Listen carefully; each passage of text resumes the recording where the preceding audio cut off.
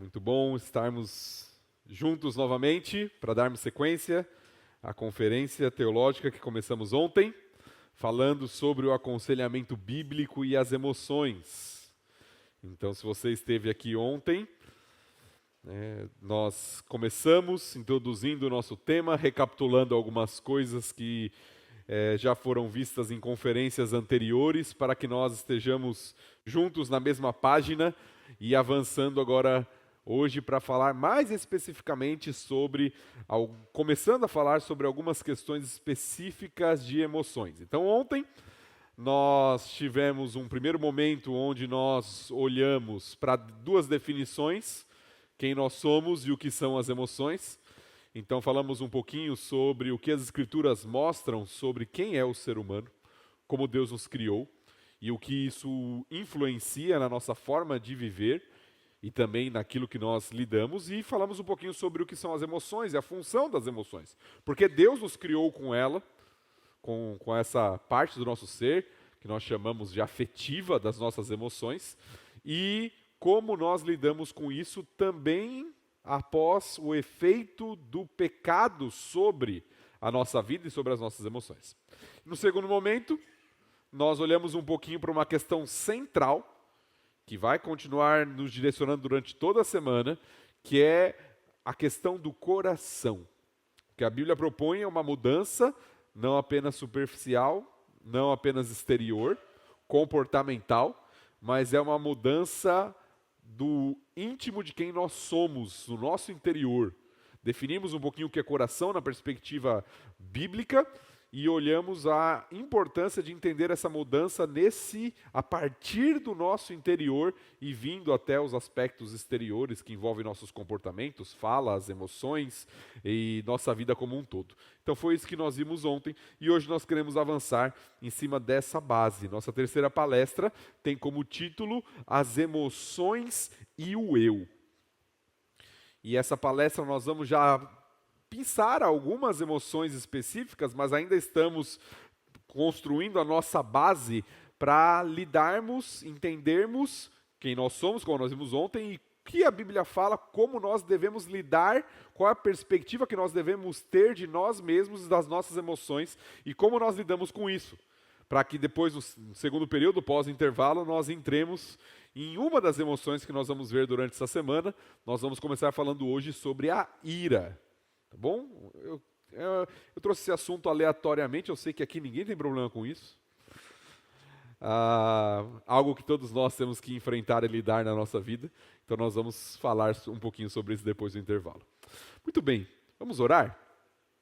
Rogar o direcionamento do Senhor para nós iniciarmos esse momento juntos. Obrigado, Pai, pelo momento precioso que o Senhor nos dá aqui juntos novamente, diante da sua palavra, junto com o seu povo. Nós queremos ser ensinados pelo Senhor nessa noite. Nós queremos que o Senhor fale conosco por meio da sua santa e inspirada palavra. E assim nos direcione, nos edifique, nos encoraje para viver a sua vontade. É em nome de Cristo Jesus, nosso Salvador, que nós oramos. Amém. O pastor Gioversi começou lendo um texto que eu aprecio muito. Em Colossenses capítulo 3, que fala sobre a mutualidade do aconselhamento, da instrução mútua no meio do povo de Deus. E quando nós falamos sobre aconselhamento bíblico, eu sei que isso já é um pressuposto, vocês já viram isso em outros momentos, mas nós estamos falando de algo que está relacionado à Igreja de Cristo. Todos nós somos chamados para essa obra, de aconselhar uns aos outros. Mas isso começa com um processo. E antes de olhar para os outros, e é por isso que nós colocamos essa terceira palestra aqui nesse momento, começa com um trabalho dentro de nós mesmos. Mateus capítulo 7, nós não vamos abrir o texto bíblico. Jesus Cristo tem um texto muito famoso, onde ele fala, condenando ali um julgamento hipócrita. Ele diz assim: tira primeiro a trave do teu próprio olho. Para quê? Você lembra o restante do versículo? para que você possa ver claramente e aí tirar o cisco, o argueiro do olho do seu irmão. Esse versículo talvez seja um dos versículos bem mal interpretados da Bíblia. Né? Porque primeiro ele é usado por algumas pessoas para falar assim, olha, todo mundo tem pecado, né? Você não mexe comigo que eu não mexo com você. Não julgueis. É uma visão errada do texto. O próprio texto fala que nós temos que ajudar e tirar o cisco que tem no olho do nosso irmão. Faz parte da irmandade, da vida em comunidade. Nós somos chamados a isso, a exortar uns aos outros, a aconselhar uns aos outros, a encorajar uns aos outros, a ensinar uns aos outros.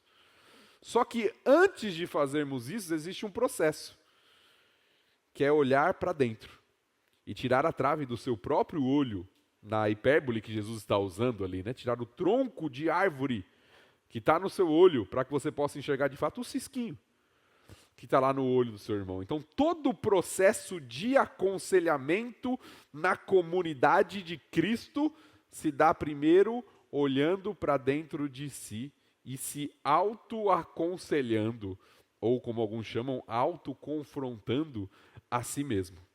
Por isso que nós vamos falar um pouquinho sobre isso nesse terceiro momento. As emoções e o eu. O trabalho começa dentro de nós, no nosso interior, para que nós possamos de fato ser ferramentas úteis nas mãos do Senhor para ajudar a igreja de Cristo na sua edificação. Isso não significa ser perfeito, porque senão nós nunca vamos ajudar ninguém, porque nós somos imperfeitos. Só seremos perfeitos sem pecado na glória.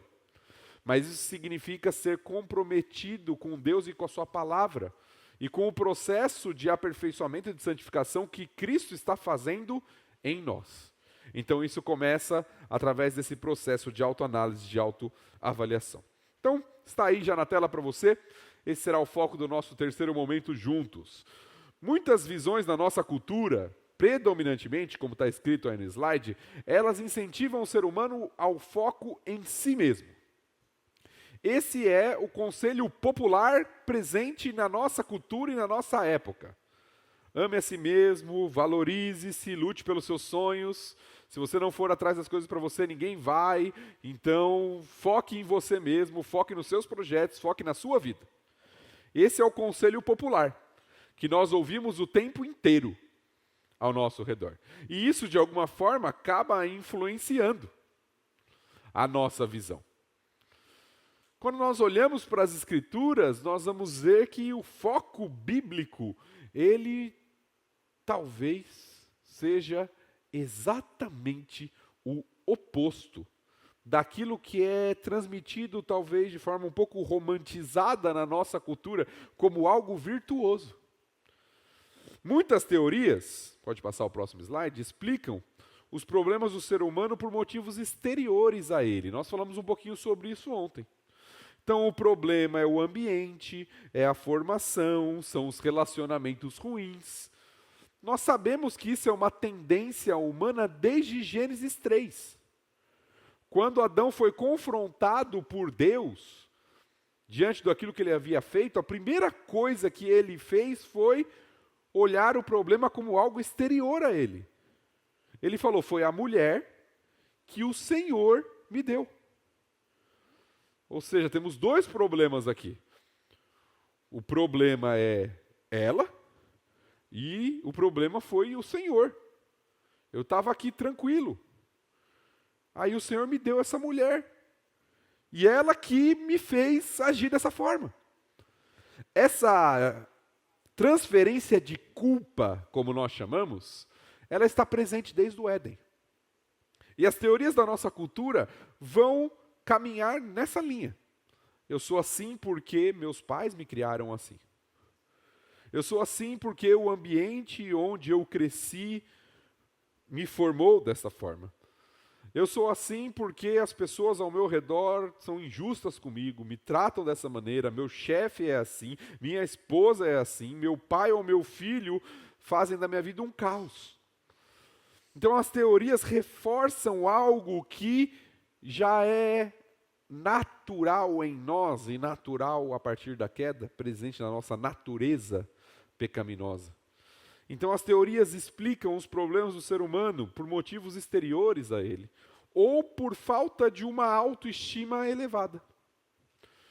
Talvez você já percebeu como o termo auto alguma coisa se tornou popular, cada vez mais popular na nossa cultura. Talvez cada dia surge algo novo. Autoestima, né? Você se sentir autovalorizado, você ser autônomo, tudo com a ideia de faça por si mesmo e para si mesmo. Alguns termos que vão adentrando o nosso linguajar, eles se tornam comuns e vistos como positivos, sendo que quando a gente olha para as Escrituras, muitas vezes eles são vistos como negativos. Um termo, por exemplo, é o termo independência. Nós sempre usamos esse termo positivamente na nossa cultura.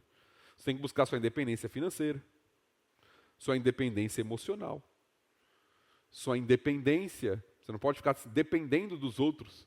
Quando nós olhamos para a Bíblia, a dependência é algo que Deus nos criou para viver, tanto com relação a Ele quanto com relação ao próximo. Mas nós não gostamos disso. Na nossa cultura, depender é um grito contra a autonomia, que é vista como positiva.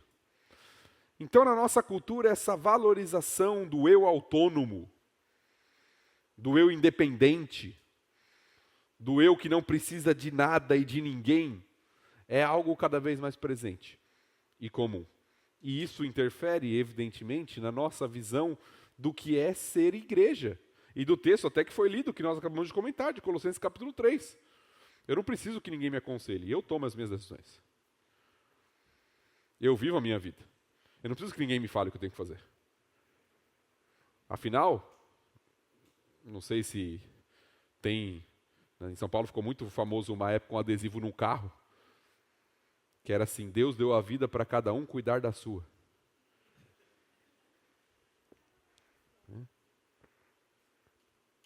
As pessoas vão engolindo essas mentiras, de que Deus nos cria, até por isso hoje tem a ideia muito presente na nossa cultura, daquela pessoa que se diz cristã, mas que não quer convívio com nenhum outro crente. Eu sou crente, eu e Deus. Não preciso de ninguém. E quando nós olhamos para as Escrituras, esse nunca é o plano de Deus para o seu povo. Na verdade, Deus sempre nos criou com um projeto de povo. Tanto no Antigo Testamento, o povo de Israel, quanto no Novo Testamento, a igreja do Senhor Jesus Cristo. Então, avançando um pouquinho, nós vimos anteriormente que a presença do pecado afetou profundamente quem nós somos. Nos afetou profundamente. E nós precisamos voltar então para a revelação de Deus e enxergar um pouquinho como nós lidamos com essa realidade. Como nós lidamos com o eu, como nós chamamos, e com as emoções que sentimos. E em primeiro lugar, o que nós precisamos entender é que as Escrituras descrevem o ser humano não redimido, o ser humano caído, aquele que não foi alvo ainda da graça de Deus, aquele que continua escravo dos seus pecados, como inimigo de Deus, egoísta e voltado para si mesmo. Talvez a maior descrição, a descrição mais precisa do homem sem Cristo não redimido seja o foco voltado para si, o egoísmo. Viver a vida por si e para si. E talvez nada caracterize de forma mais completa o que nós estamos falando na nossa sociedade de hoje. Hoje em dia tudo tem a ver com isso. Relacionamentos são desfeitos porque eu não estou satisfeito, eu não estou feliz. Decisões são tomadas sem considerar ninguém ao redor. Se te faz bem, se te faz feliz, siga. Faça isso. São os conselhos da nossa cultura. Olha o que o texto de Efésios capítulo 2, verso 3, eu coloquei só o verso 3 aqui para resumir aquilo que nós vamos enfatizar, mas é aquele texto onde Paulo está mostrando qual é a realidade do homem sem Cristo, até chegar ao processo de salvação pela graça de Deus, por meio da fé. Mas olha como ele descreve o velho homem, o homem não redimido. Ele diz assim: entre os quais também todos nós andamos outrora. Ou seja, todos nós, antes da conversão, éramos assim.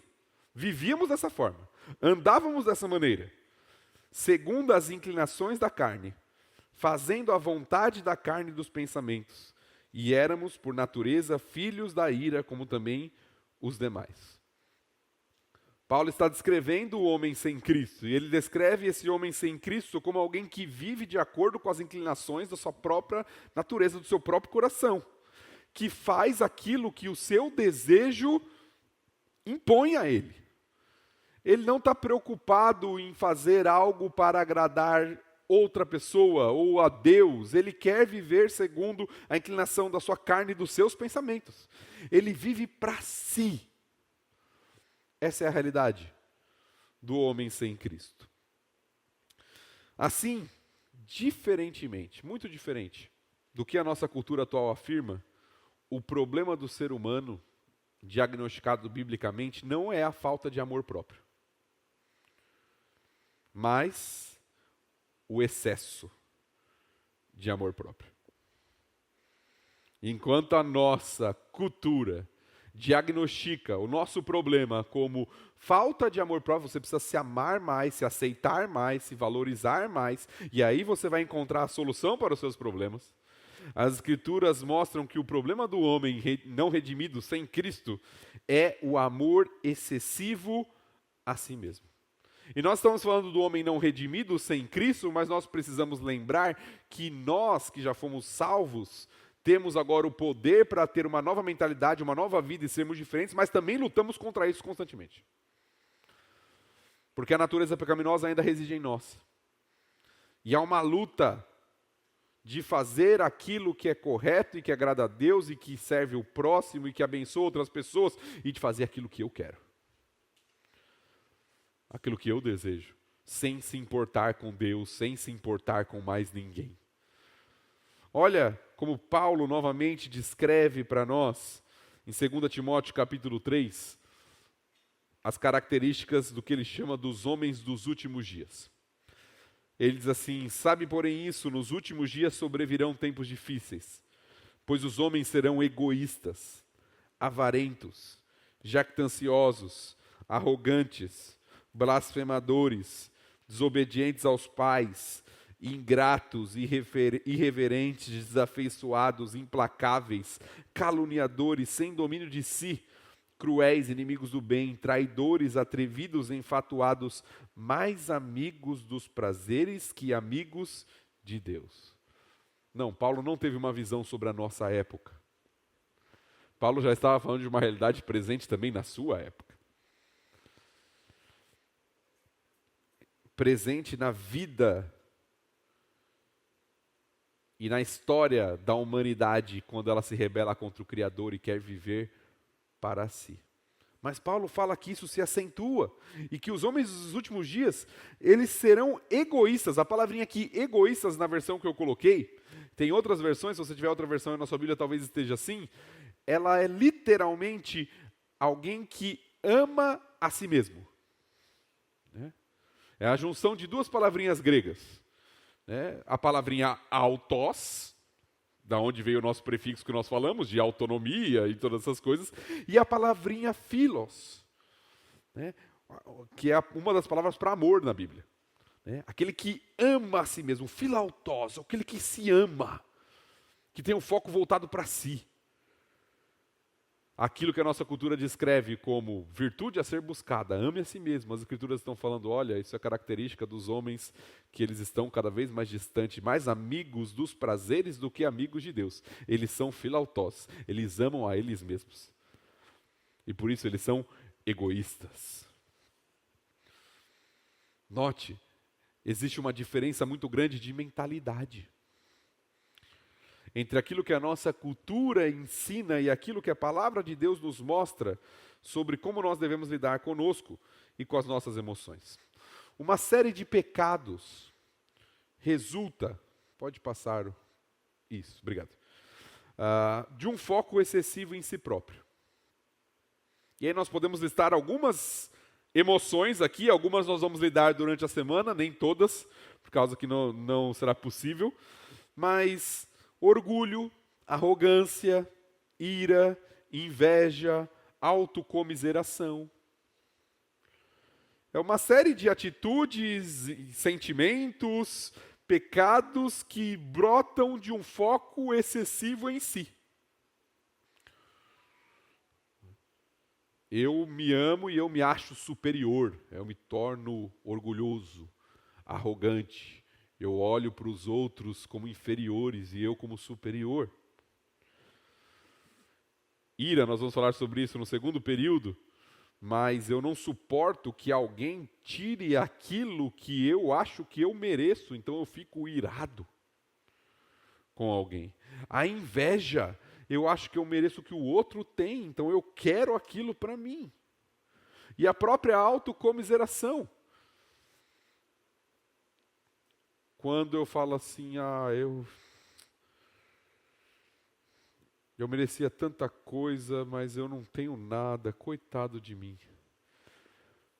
Muitas das coisas que revelam um foco voltado para o eu.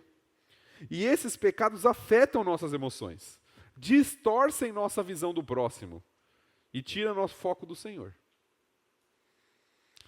Por isso que a Bíblia, em um texto que nós vamos falar sobre ele em outros momentos, e que tem sido mal interpretado também na nossa cultura, nos chama a amar a Deus de todo o coração e amar o próximo como a nós mesmos. Esse texto ele tem 2 mandamentos. Se você é bom de português, ele tem 2 imperativos e um indicativo. Os 2 imperativos são ame a Deus, ame ao próximo. E o indicativo é como você já ama a si mesmo. Tem muita gente invertendo a interpretação desse texto. Falando assim, olha, você tem que amar a si mesmo, para que você possa amar a Deus e ao próximo. Mas o texto está falando, não, você tem que amar a Deus e o próximo, porque você já ama a si mesmo. Como você ama a si mesmo. Nós devemos tirar o foco excessivo de nós que o pecado trouxe. Adão e Eva estavam vivendo bem enquanto tinham o seu foco na obediência ao que o Criador tinha colocado para eles viverem. A partir do momento que houve a tentação, eles falaram assim, olha, talvez seja melhor a gente fazer do nosso jeito. O pecado entra no mundo. E a mesma tentação se repete dia após dia. Quando em vez de nos submetermos ao que o Senhor diz e olhar para ter o foco no Senhor e nos nossos semelhantes, em como nós podemos servir, amar, sermos úteis, nós falamos o que vai ser bom para mim. O que importa para mim. Isso está tão enraizado no nosso coração e na nossa cultura, que até em coisas boas, às vezes nós fazemos isso sem perceber e tem um fundo de egoísmo lá. Às vezes quando nós vamos à igreja, por exemplo, nós pensamos assim, Senhor, fala comigo. Senhor, trabalha no meu coração. Senhor, olha para mim, para os meus pedidos. E isso não está errado, não estou falando que você não pode orar assim. Mas muitas vezes nós nos pegamos olhando sempre o individual. Daí a dificuldade de vivermos a coletividade. Porque geralmente eu penso em mim, na minha vida. No máximo daqueles que eu amo, que são próximos. Porque essa visão enraizada do foco voltado para si, ela adentrou a nossa realidade. A atenção excessiva voltada para o eu opõe-se ao mandato de Deus, ao que nós falamos, de amar a Deus e de amar aos outros. A ênfase no eu impede o desenvolvimento de uma atitude de servo, à semelhança de Cristo. Nós vamos ler esse texto já, em Filipenses capítulo 2. Mas quando eu tenho o foco voltado para mim, eu nunca vou me tornar um servo. Nunca vou exercer os dons e talentos que Deus me deu. Nunca vou me dispor a servir o próximo. Por quê? Porque eu não quero servir, eu quero ser servido. Não é verdade? Nós gostamos da sensação de sentar num lugar, num restaurante, onde vem alguém nos servir. É uma sensação agradável. Né? Nós gostamos disso.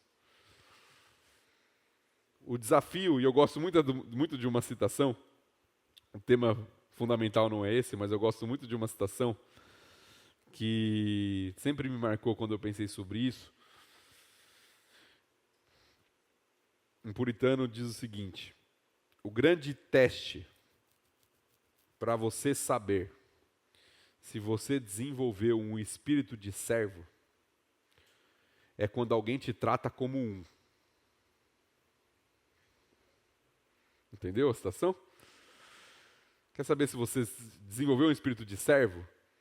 Quando alguém te trata como se você fosse um servo, como você reage?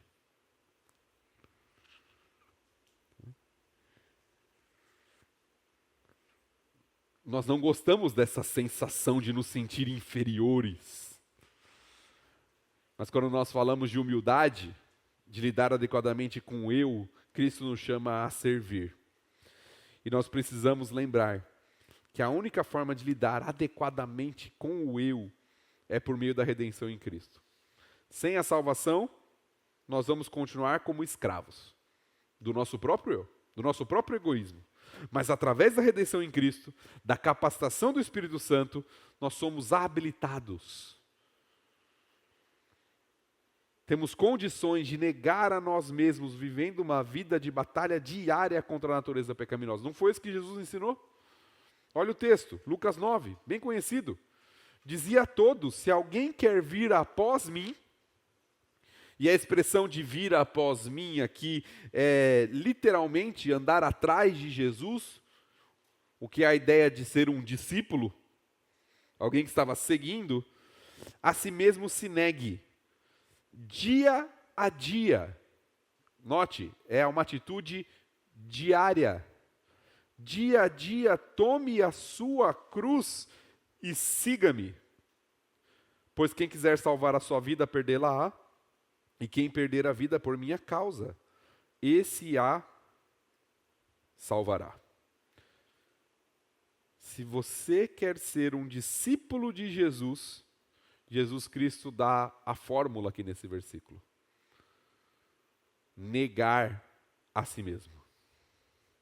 Tomar a sua cruz diariamente. E eu sei que a expressão de tomar a cruz da nossa cultura, ela é muito enfraquecida.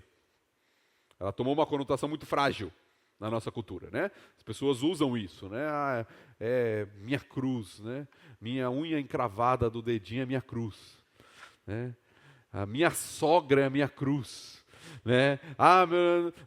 Não. Tomar a cruz, biblicamente falando, era a morte. Quem levava a cruz era aquele que foi condenado à morte. Era a pessoa que estava viva ainda, mas ela estava caminhando para a morte. Era aquele que levava até o local onde ele ia ser crucificado. Jesus está falando: você quer ser meu discípulo? Está disposto a me seguir?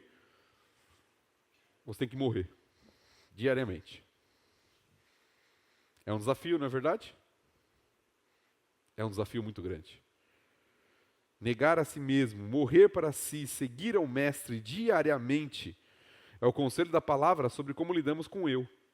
O valor do homem redimido não está em si mesmo. Eu sei que nós tentamos provar nosso valor assim na nossa cultura, pelas nossas realizações, por aquilo que nós fazemos. Então, numa sociedade onde o foco está na performance, você tem valor por aquilo que você produz, por aquilo que você faz. Mas o valor do homem redimido não está em si mesmo ou nas suas realizações. Até porque não há nada que nós possamos apresentar diante de Deus para falar assim, ó Senhor, eu mereço. Tudo é fruto da graça dele. Então, o nosso valor está na compreensão da nossa identidade em Cristo. Uma nova criatura, perdoada, adotada como filha de Deus. Eu coloquei uma parte aí daquela grande bênção que nós temos no começo da carta de Paulo aos Efésios. Eu acho lindo aquele texto que vai lá do versículo 13 até o versículo 14, mas eu coloquei apenas uma parte dela para ilustrar o quanto nós somos abençoados. Olha o que o texto diz, Efésios 1, de 3 a 6. Bendito Deus e Pai de nosso Senhor Jesus Cristo, que nos tem abençoado com toda a sorte de bênção espiritual nas regiões celestiais em Cristo. Olha como Paulo descreve isso. O que nos falta? O que falta para nós?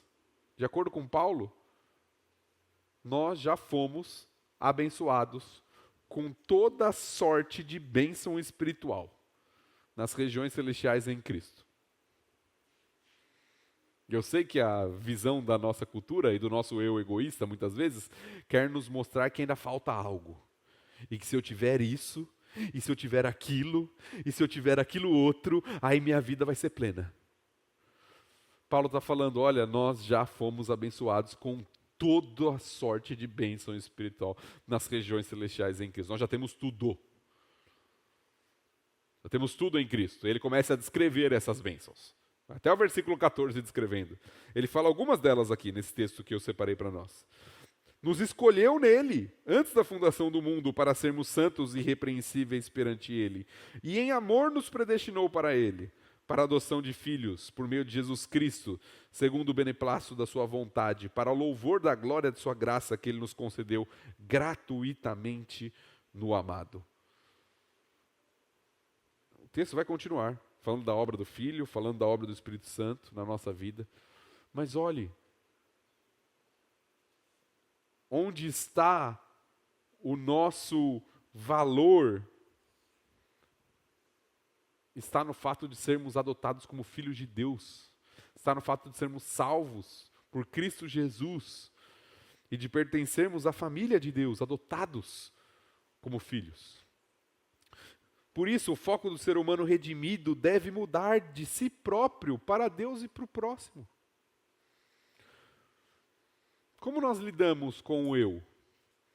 E lidamos com essas emoções que envolvem um sentimento, às vezes, de injustiça, um sentimento, às vezes, de ira contra outras pessoas, um sentimento de altivez, de orgulho. Como nós lidamos com isso? Tirando o foco de nós, voltando o nosso olhar para o Senhor e para o nosso próximo, com o objetivo de nos tornar cada vez mais santos, de servir ao próximo com alegria. É o texto que nós citamos, de Mateus 22. Jesus Cristo resumindo toda a lei em 2 mandamentos. Ama a Deus, ama o Senhor teu Deus, de todo o teu coração, de toda a tua alma, de todo o teu entendimento. Esse é o primeiro e grande mandamento. Ama o teu próximo como a ti mesmo. Se você cumprir isso, você cumpriu a lei. A lei e os profetas. Jesus resume todo o Antigo Testamento em 2 mandamentos. Amar a Deus e amar o próximo. Tudo se resume nesses 2 mandamentos. Se você olha para os 10 mandamentos, né, o decálogo, você vai ver que eles estão divididos exatamente assim. Os primeiros falam da nossa relação diretamente com Deus. Adorar somente a Deus, não fazer imagem de escultura. Os outros 6 estão relacionados à nossa vida com o próximo. Não matar, não roubar, não adulterar, não dar falso testemunho, honrar pai e mãe. Ama a Deus e ama o seu próximo. E assim você vai cumprir toda a lei e os profetas. A recomendação divina para a nossa vida, para como nós lidamos com o nosso interior e com essas questões que muitas vezes brigam dentro de nós, é que nós precisamos olhar como servos para o Senhor Deus e Pai e falarmos: Senhor, eu quero ver a sua vontade, eu quero te adorar. E forma de adorar, pelo menos uma das formas principais de adorarmos o nosso Senhor, é quando nós olhamos ao nosso redor e servimos. É por isso que esses dois grandes mandamentos, eles são inseparáveis nas Escrituras. É por isso que João, o apóstolo João, vai falar que se você não ama seu irmão a quem você vê, não tem como você amar a Deus a quem você não vê. São dois mandamentos que não se separam. Eles caminham juntos o tempo inteiro. O amor a Deus e o amor ao próximo. Além disso, a gratidão e a consciência da soberania de Deus, nós vamos falar um pouquinho sobre isso ainda hoje, devem estar presentes no processo de renovação da mente do cristão, auxiliando a lidar com o foco demasiado em si próprio. Você lembra da história de José? Lembra do que aconteceu com José? José foi traído e vendido pelos seus irmãos. Aí ele foi até o Egito. Ele ficou lá alguns anos. E servindo lá na casa de Potifar, por ser fiel a Deus, ele foi parar numa prisão. E de repente Deus tirou ele daquela prisão, soberanamente. Deu a ele um sonho ali que fez ele se tornar a segunda pessoa mais importante do país mais forte economicamente da época, o Egito. Só estava abaixo de Faraó. E de repente José, num local onde ainda tinha fartura, porque Deus havia dado um sonho para ele e ele administrou bem aquele local, vê pessoas do redor, dos povos ao redor, chegando para buscar alimento no Egito. E ele avista, de longe talvez, seus irmãos chegando. Agora pense. Tente se colocar no lugar de José, por um momento na história.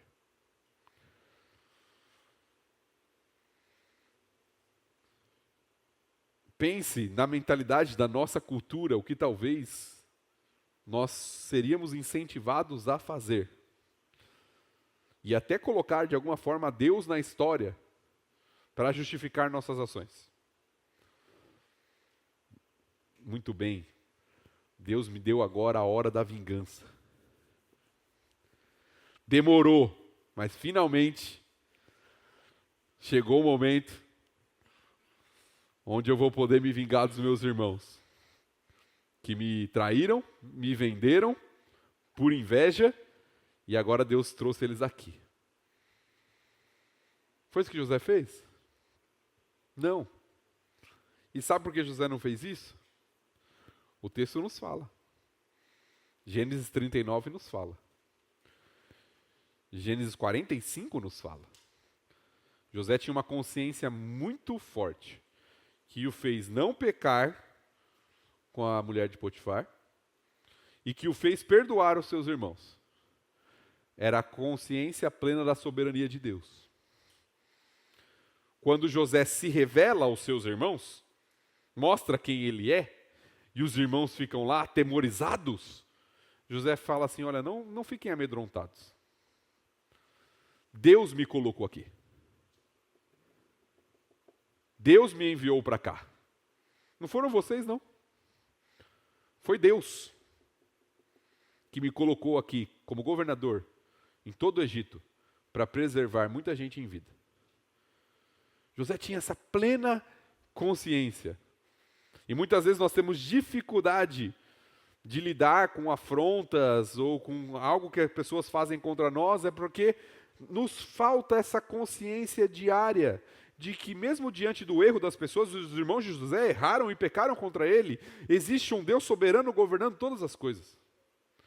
E que se ele permite uma situação difícil na minha vida, é para o meu bem. E eu devo honrá-lo e adorá-lo mesmo naquela situação difícil. Por isso que gratidão e consciência dessa soberania de Deus nos ajudam a lidarmos adequadamente com sentimentos que vão vir muitas vezes, de querer se vingar, de querer se sentir melhor que os outros, de querer se irar, guardar amargura no coração, algumas coisas que nós vamos falar ainda durante a semana. Paulo fala que nós devemos dar graças em tudo, porque esta é a vontade de Deus para conosco. Por fim, todo cristão é responsável em se despojar do pecado do orgulho, confessando o seu egoísmo e se revestindo de humildade. A palavra humildade é uma palavrinha que se tornou uma virtude na nossa cultura. Nós gostamos da palavrinha humildade. Ela se tornou uma virtude, na verdade, a partir, inclusive, dos ensinos e da visão cristã de mundo, dos ensinos de Cristo. Porque no mundo grego, a humildade era a característica do fraco. O humilde era aquele que não tinha força para se defender. A palavrinha que veio para o nosso português, né, ela vem do latim, que tem a ver, que vem da palavrinha humus. Se você conhece um pouquinho de terra, né, você sabe que humus, né, tem a ver com aquilo que está aqui embaixo. É por isso que muitas vezes a Bíblia faz a oposição entre humilhar e exaltar, derrubar e levantar. O humilde nesse sentido, ou o humilhado, é aquele que está abaixo. Paulo define isso para a gente. Filipenses 2, pode passar o próximo slide. Diz assim: nada façais por partidarismo ou vanglória, mas por humildade. E olha como Paulo define humildade. Considerando cada um os outros superiores a si mesmo. Não tenha cada um em vista o que é propriamente seu, senão também cada qual o que é dos outros. É como Paulo define humildade. Humildade é se colocar abaixo. É considerar o outro superior a você. Então você se coloca abaixo, não coloca o seu interesse em primeiro lugar, você coloca o interesse do outro em primeiro lugar. E aí Paulo fala: tende em vós o mesmo sentimento, em outras versões a mesma atitude, que houve em Cristo Jesus. É o exemplo máximo de humildade. Ele vai descrever isso. Que mesmo sendo Deus, não usou como usurpação o ser igual a Deus. A si mesmo se humilhou e veio até nós em forma de servo, sendo obediente até a morte e morte de cruz. Paulo vai dando um descer, né? Ele é Deus. Ele se faz homem. Mas mais do que se fazer homem, ele se faz servo. E mais do que fazer servo, ele morre. E mais do que ele morre o pior tipo de morte possível, a morte de cruz. Paulo vai falando da atitude de Cristo, que fez isso por nós. Que se entregou para morrer pelo seu povo. E nos chama à mesma atitude. Tende em vós a mesma atitude que houve em Cristo Jesus. Coloque o outro acima de você. Pense no benefício e no interesse do outro acima de si próprio. É dessa forma que a Bíblia nos chama a lidar com o eu. Eu sei que é uma forma dura. Principalmente porque a natureza pecaminosa ainda está aqui. E nós queremos gritar contra isso. Nós falamos assim: não, pastor, eu tenho que pensar em mim. Senão os outros vão pisar em mim. Vamos fazer de gato sapato. Vão me tratar do jeito que eles querem. Eu não posso ter esse tipo de atitude. Eu sei que esses pensamentos vêm à mente. Porque eles vêm à minha mente. Eu também lido com isso. Todos nós lidamos com isso continuamente. Mas essa é a forma que Cristo nos chama a ser discípulos dele. Negando a nós mesmos. Morrendo diariamente para servir a Deus e para servir o nosso próximo. Vamos orar? Antes do nosso intervalo? Pai, o desafio da sua palavra é grande. Mas como nós vimos, o Senhor é gracioso. O Senhor nos resgatou das trevas e de uma vida egoísta voltada para nós mesmos. Então não nos deixe cair na cilada e na armadilha de achar que voltar para uma vida egoísta é o melhor. Porque o Senhor nos livrou exatamente disso. Então ajuda-nos a amar, amá-lo acima de todas as coisas, a amar o nosso próximo como nós amamos a nós mesmos. E assim viver como um discípulo que imita o caráter de Cristo, vivendo como ele viveu, se entregando por nós. E assim lidemos adequadamente com as nossas emoções e com o nosso ser. Em nome de Cristo Jesus que oramos. Amém.